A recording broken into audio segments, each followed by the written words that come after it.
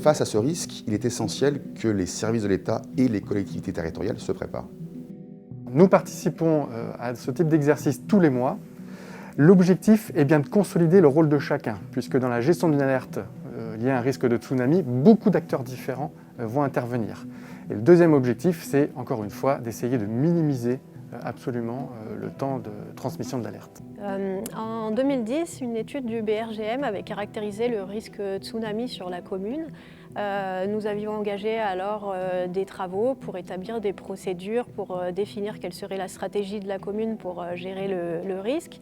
Elles avaient été mises en discussion avec les services de l'État, puis avec un groupe de travail spécifique.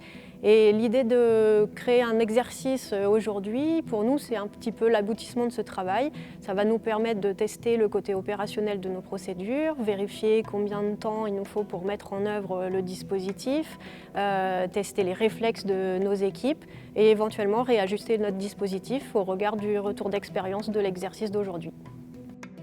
La préparation, elle va se faire par le biais d'exercices comme celui qu'on va mener aujourd'hui, mais également, et ça c'est au quotidien, par l'établissement d'une chaîne d'alerte entre l'État et les collectivités territoriales, et en particulier les communes, par la mise en place d'une chaîne de mails, de SMS, sur lesquels on va avoir des correspondances sur les communes qui vont être chargées de mettre en œuvre les mesures liées au tsunami. On a également la mise en œuvre des sirènes, les sirènes qui vont permettre d'alerter la population, et également au niveau local, des messages d'alerte par les communes qui vont relayer ce message de mise à l'abri. Et le dernier élément qu'on peut avoir sur le travail de prévention, d'alerte, c'est des conventions qu'on va avoir avec les médias locaux, en particulier France Bleu Provence, qui va également relayer les messages qu'on va pouvoir leur faire passer. L'enjeu de l'exercice d'aujourd'hui, c'est de tester la réactivité des services. Les services de l'État, mais aussi les services des collectivités territoriales.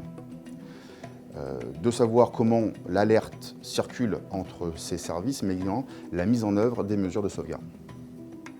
La mission interrégionale Inondations Arc Méditerranéen accompagne également les acteurs du territoire dans leur préparation opérationnelle et notamment dans la conduite d'exercices tels qu'aujourd'hui, à la fois pour les organiser, les animer, les observer, mais également pour les valoriser.